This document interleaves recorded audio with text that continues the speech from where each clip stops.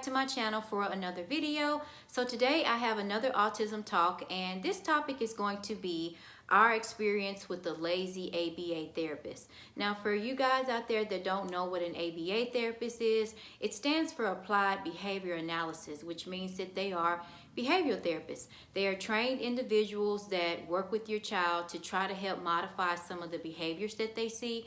Now, depending on who you talk to, some people are for ABA therapy and some people are not. But in my case, I'm actually for it because right now I don't really see anything wrong with it. That's just my opinion.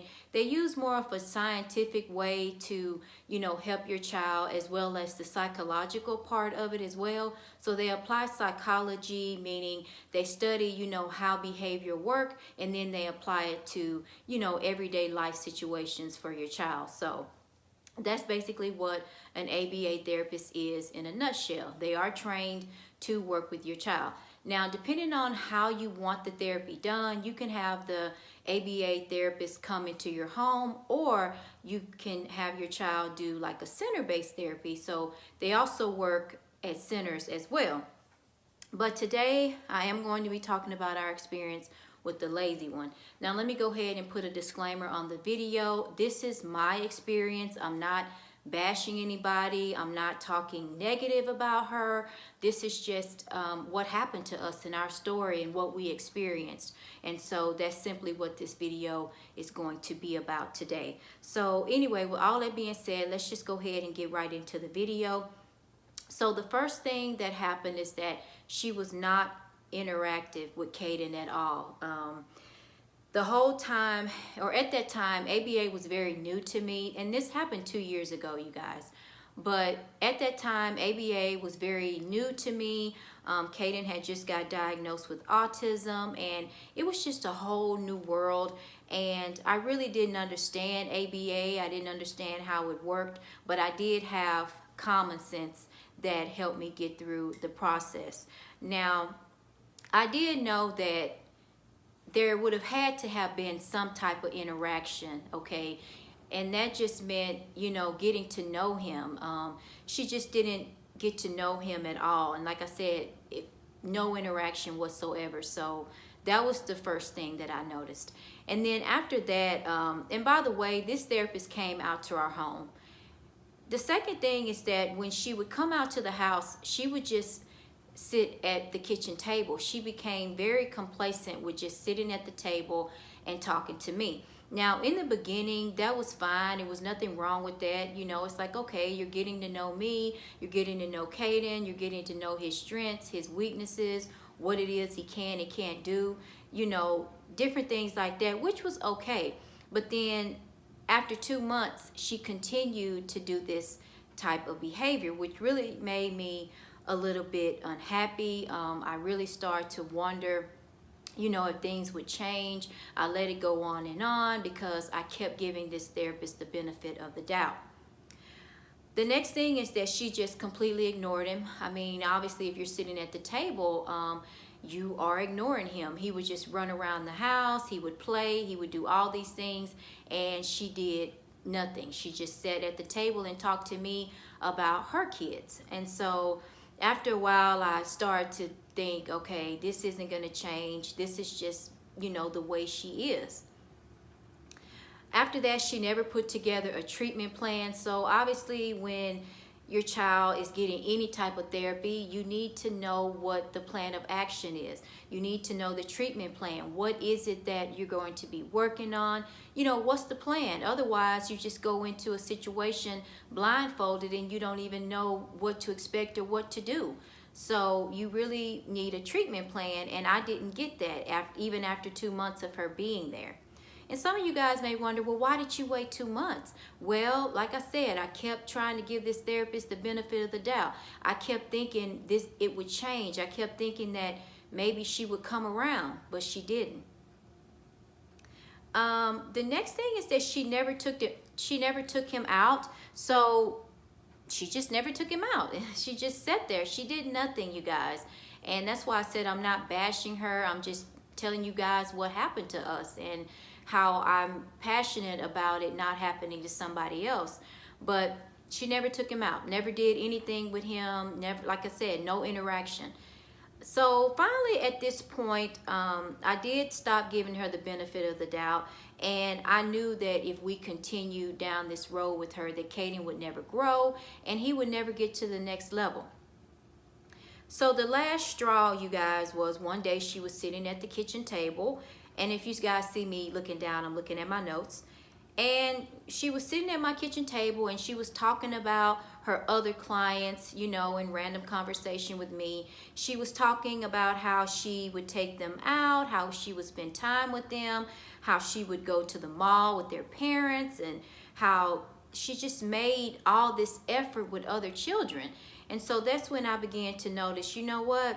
You know, I need to say something. I need to speak up. And at that time, I was really quiet. I was shy. I was scared to, you know, say anything because this was a whole new world for me.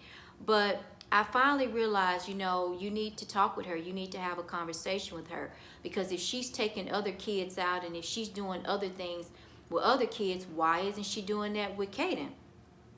So I confronted her about it. I wasn't confrontation or anything like that, but I talked to her. I was like, hey, you know, why is it that you're not trying to interact with him? Why is it that you're just, you know, sitting at the table? Why aren't you trying to get to know him as a person? And her response was, well, if you weren't happy with the way that I'm doing therapy, then why didn't you say anything? And my response was, well, how could you possibly think that I'm happy with what you're doing right now? I mean, think about it. You think about what you're doing. Are you really trying to get to know him? Are you really trying to help him get to the next level? And once she thought about her behavior and how she had treated him, she was like, there really wasn't anything that she could say. She later on became defensive, you guys. She started to question me and why I didn't say anything. And I'm like, you're the professional. You know, this is your job to step up. Why should I have to, you know, hold your hand and tell you what you should be doing? You're the professional. So eventually, she continued to go on with me. And I was like, you know what? You're wasting my time. In the time that you're standing here arguing with me and going back and forward with me, this is time that is being wasted. This is Caden's time. You're wasting our time by going back and forward with me instead of just answering my question about why you haven't been trying to be active with him. So eventually, she decided that she wanted to leave at that point. So I was like, okay, you know, you can go ahead and leave. And she was all worried about her time sheet and different things like that. So then I started to think, okay, she's just in it for the money. She's not really trying to help us, because here she is worried about her time sheet instead of being worried about how she can fix what she's not doing with my son. So at first I refused to sign it because she hadn't done anything that day. And then the good part of me said, you know what, just go ahead on and sign it. So what happened after that is that her boss ended up calling me, and she was like, hey, you know, I heard about what happened. What can we do to fix it? And I said, she walked out on us. And she was like, well, she decided to leave, but then she wanted to come back. So I was like, no, you're not going to get to walk out on me and Caden for the second time. I said, I'm done. This is it. You guys need to send someone back out here to my house. So she was like, okay, you guys, the next therapist that came out to the house, she instantly interacted with Caden. She took him out. She played with him. She got to know him.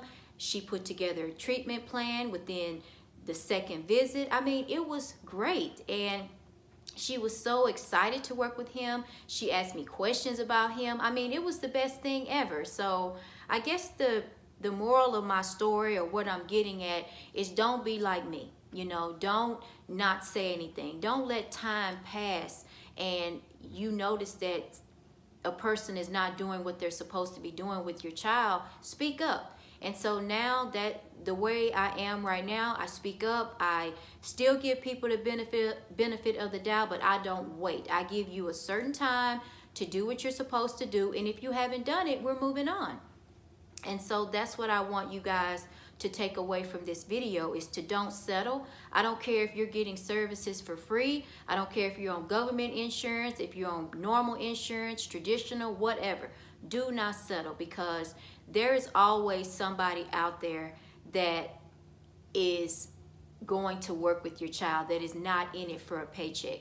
I still believe in humanity. I still believe in people that want to do good for the world, and just don't settle. You know, if things are not working out, move on to the next person. Because if I had moved on, look at what I got. I got after I moved on, I got a therapist that cared. I got a therapist that wanted to work with him. It was the best thing ever. So yeah, don't wait. But anyways, that's going to be the end of this autism talk, you guys. You guys know that I always get excited to do these videos. But thank you guys for watching this video, and I will see you guys in my next one. Bye.